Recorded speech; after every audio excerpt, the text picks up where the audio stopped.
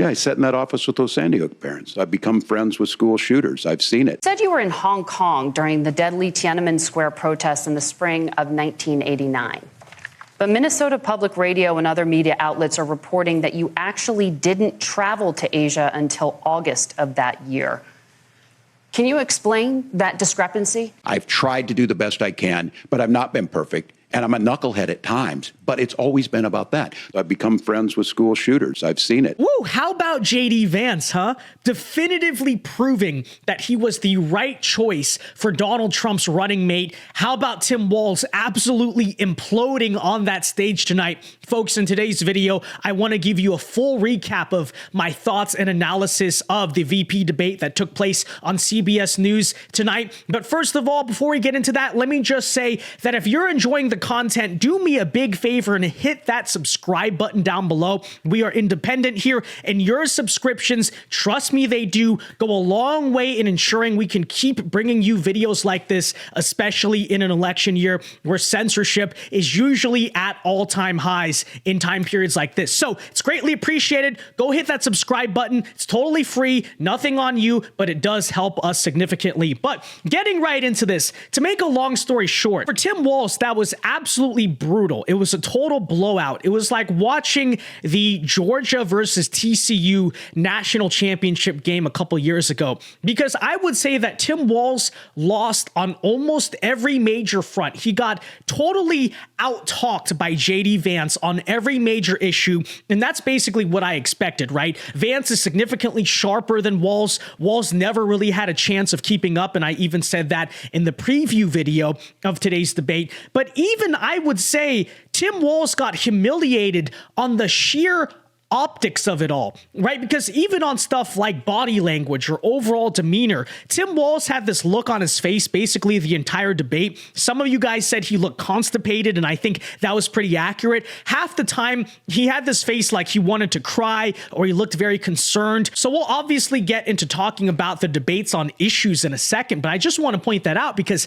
this stuff obviously does matter. And check out, even in his opening statement, it was already over because Walz sounded incredibly nervous and he essentially froze on the stage. Check it out. On Iran, you have 2 minutes. Well, thank you. And thank you for those joining at home tonight.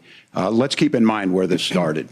October 7th, Hamas terrorists massacred over 1,400 Israelis and took prisoners. Israel's ability to be able to defend itself is absolutely fundamental. Getting its hostages back, fundamental, and ending the humanitarian crisis in Gaza. But the expansion of Israel and its proxies is an absolute fundamental necessity for the United States to have the steady leadership there. So you can kind of tell already, just from an optical perspective, that thing was over before it began, right? But Tim Walz also, even beyond that opening statement, did not do himself any favors because he had a few catastrophic gaffes that were just so bad they were frankly mind-boggling. And I kind of compared him to a dollar store Joe Biden because it really was that humiliating. And there are multiple, but we'll go in chronological order here. So first and foremost, you have when the debate moderator asked him about this whole Tiananmen Square scandal where he alleges that he was in China at the time of the Tiananmen Square protests, and the press verified that that is actually not true. And take a listen to Tim Walz's response to this question because it is absolutely horrible. Check it out. Said you were in Hong Kong during the deadly Tiananmen Square protests in the spring of 1989. But Minnesota Public Radio and other media outlets are reporting that you actually didn't travel to Asia until August of that year. Can you explain that discrepancy? Yeah, well, and to the folks out there who didn't get at the top of this, look, I grew up in small rural Nebraska, town of 400, town that you rode your bike with your buddies till the streetlights come on, and I'm proud of that service. I joined the National Guard at 17, worked on family farms, and then I used the GI Bill to become a teacher, passionate about it, a young teacher. My first year out, I got the opportunity in the summer of '89 to travel to China. 35 years ago, be able to do that. I came back home and then started a program to take young people there. We would take basketball teams, we would take baseball teams, we would take dancers, and we would go back and forth to China. The issue for that was to try and learn. Now look, my community knows who I am. They saw where I was at.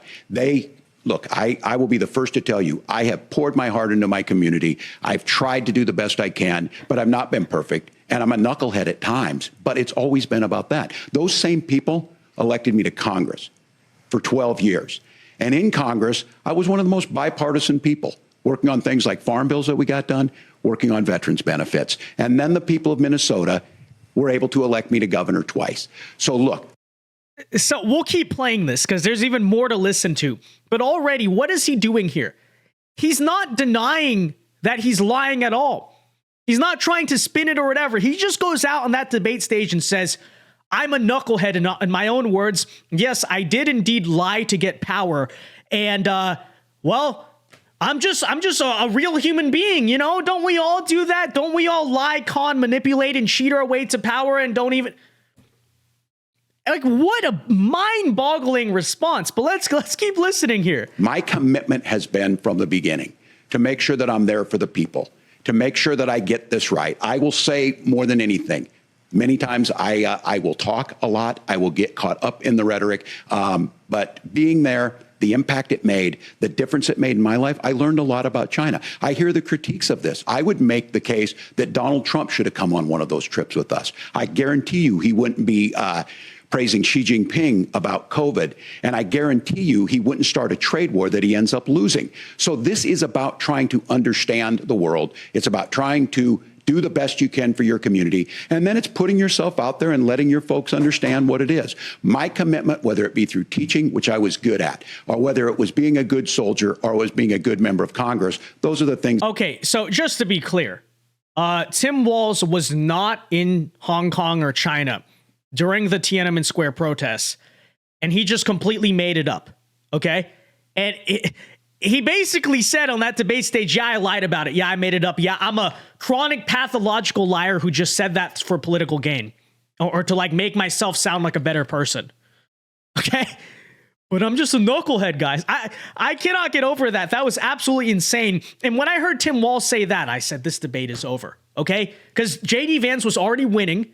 But that is that one catastrophic gaffe that just ends it all. But then it somehow actually got worse for Tim Walz because he had a second catastrophic gaffe, and this one is arguably much more iconic, where he literally says that he has become friends with school shooters. And we'll play that and talk about it in a second. But first, a timely message from today's video sponsors over at Ground News. You regularly hear me complain about how today's media fails to represent the majority of Americans' opinions, especially us conservatives. They tend to push liberal narratives while sidelining others, creating a massive disconnect with so many Americans. And that's why I've partnered with Ground News to show you an easy way to get past all the bias and approach the current news with a more balanced perspective. Ground News is an app and website that gathers news from both left and right-wing sources on the same topic, so you can form your opinion based on every perspective, and that's so important. They even take it a step further with their blind spot feed that exposes much of the selective reporting of the left,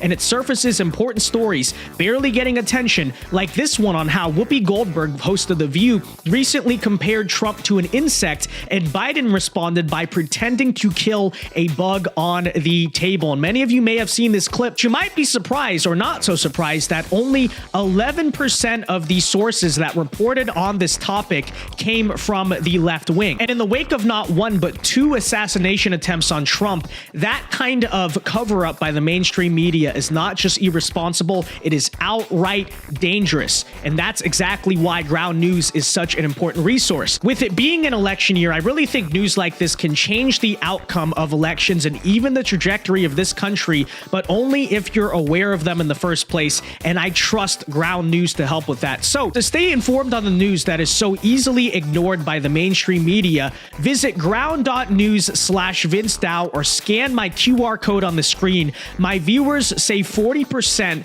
on the same Vantage plan that I use for unlimited access to all of their features. So again, ground.news/VinceDao or check out the QR code on my screen. Okay, so here is Tim Walz again saying that he became friends with school shooters, and this is not a misquote. This was not This is actually what he said. Take a listen. Senator, thank you. Governor, you previously opposed an assault weapons ban, but it's only later in your political career did you change your position. Why? Yeah, I sat in that office with those Sandy Hook parents. I've become friends with school shooters. I've seen it. Look, the NRA, I was an NRA guy for a long time. They used to teach gun safety. I'm of an age where my shotgun was in my car so I could pheasant hunt after football practice. He lies about a lot of things. Who knows? Maybe that part is true. I don't know. But in all seriousness, I mean, come on. Again, dollar store Joe Biden. That is a Joe Biden level gaffe. And keep in mind, so far, I thought JD Vance had a very strong debate performance, but we're not even talking about Vance so far. We're just pointing out how Tim Walz himself just completely imploded, completely self-destructed. But with that said, JD Vance, I also thought was very sharp, very articulate, very on point, as I fully expected him to be. Take a listen, for instance, to Vance absolutely tearing into Harrison Walz on the issue of immigration. Margaret, my point is that we already have massive child separations thanks to Kamala Harris's open border. And I didn't accuse Kamala Harris of inviting drug mules. I said that she enabled the Mexican drug cartels to operate freely in this country. And we know that they use children as drug mules, and it is a disgrace, and it has to stop.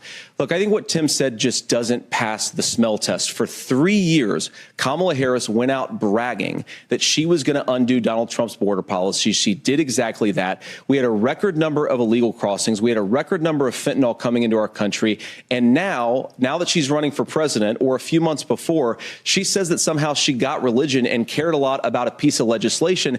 The only thing that she did when she became the vice president, when she became the appointed border czar, was to undo 94 Donald Trump executive actions that opened the border. This problem is leading to massive problems in the United States of America. Now, Governor Walz brought up the community of Springfield, and he's very worried about the things that I've said in Springfield. Look, in Springfield, Ohio, and in communities all across this country, you've got schools that are overwhelmed. You've got hospitals that are overwhelmed. You have got housing that is totally unaffordable because we brought in millions of illegal immigrants to compete with Americans for scarce homes. The people that I'm most worried about in Springfield, Ohio, are the American citizens who have had their lives destroyed by Kamala Harris's open border. It is a disgrace, Tim. And I actually think, I agree with you. I think you want to solve this problem, but I don't think that Kamala Harris does. You know, nothing much to say particularly about that clip. He was just on point, good messaging, very disciplined, obviously. And you also saw the constipated look on Tim Walz's face that I was talking about. But now take a listen. I mean, the moderators, as you'd probably expect, were incredibly biased the entire night. Every time Vance would start to pick up too much momentum, they would try to change the topic. But take a listen here as the moderators try to fact check JD Vance on the Springfield, Ohio stuff and move on. Sorry, we got to move on to the next topic. And JD Vance did not allow it to happen. I really thought this was one of his best moments of the entire night. Take a listen. Thank you, Governor. And just to clarify for our viewers, Springfield, Ohio does have a large number of Haitian migrants who have legal status, temporary protected status. Well, Margaret, but thank you, Senator. We have so much to get to. Margaret, I think it's important because we're going to turn out of the economy. Thank you, Margaret. The rules were that you guys weren't going to fact check, and since you're fact checking me, I think it's important to say what's actually going on. So there's an application called the CBP One app, where you can go on as an illegal migrant, apply for asylum or apply for parole, and be granted legal status at the wave of a Kamala Harris open border wand. That is not a person coming in, applying for a green card and waiting for 10 years. That is the facilitation of illegal immigration, Margaret, by our own leadership. Thank you, Senator, for describing the legal process. We have so much to get to, Senator. Those laws have been on the books since 1990. Thank you, gentlemen. The CBP One app has not been on the books since 1990. It's something that Kamala Harris created, Margaret. Gentlemen, the audience can't hear you because your mics are cut. We have so much we want to get to. Thank you for explaining. Yeah, that's convenient, right? Hey, let me waste like 30 seconds trying to fact check you as the moderator, but when you respond and debunk what I'm saying, we have so much to get to. I'm sorry, we got to move on. We're going to mute them. Okay.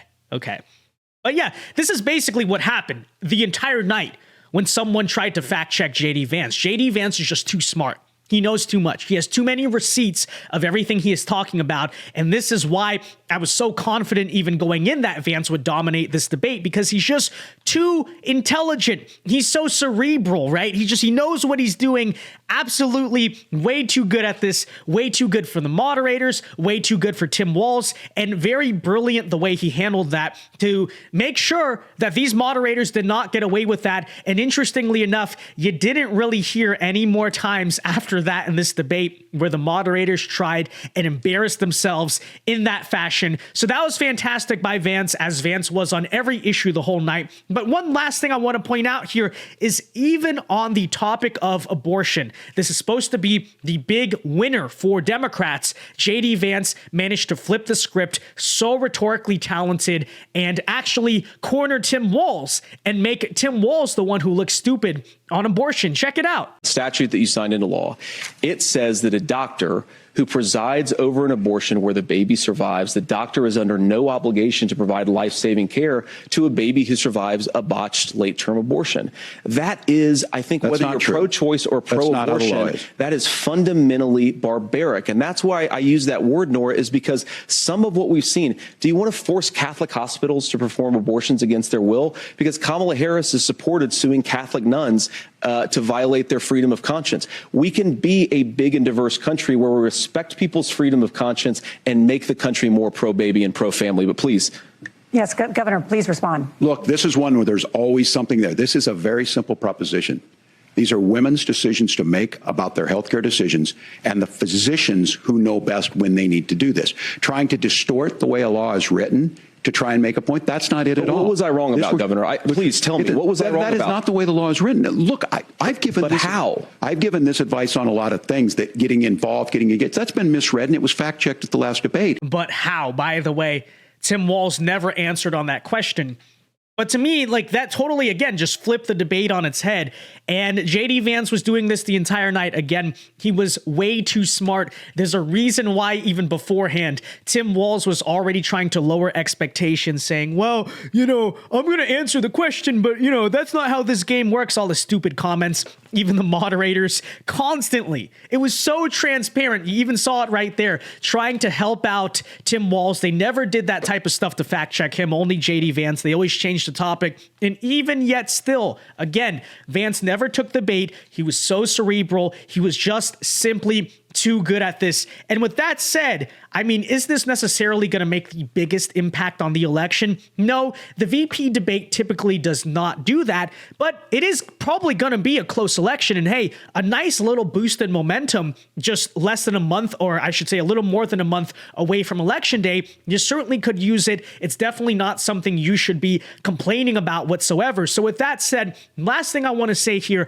I think watching what we saw tonight, it is absolutely clear to me that Trump made the right decision in picking JD Vance as the running mate. There are very few figures. Now, with that said, right, there are certain concerns I had about Vance as a running mate, mainly like the liability and the baggage that he carries. Some of his past comments, is that best for a national election? I did have those concerns, but at this point, that's whatever. On the flip side, though, I don't think Marco Rubio, who is on the short list, could have had this cerebral and talented of a performance out there. I don't think Glenn Youngkin, I don't think Tim Scott, any of those characters would have managed to get under Tim Walz's skin as effectively as JD Vance did. Tim Walz was clearly off balance. He was clearly intimidated by the idea that he'd have to debate Vance, who is, so experienced with this stuff.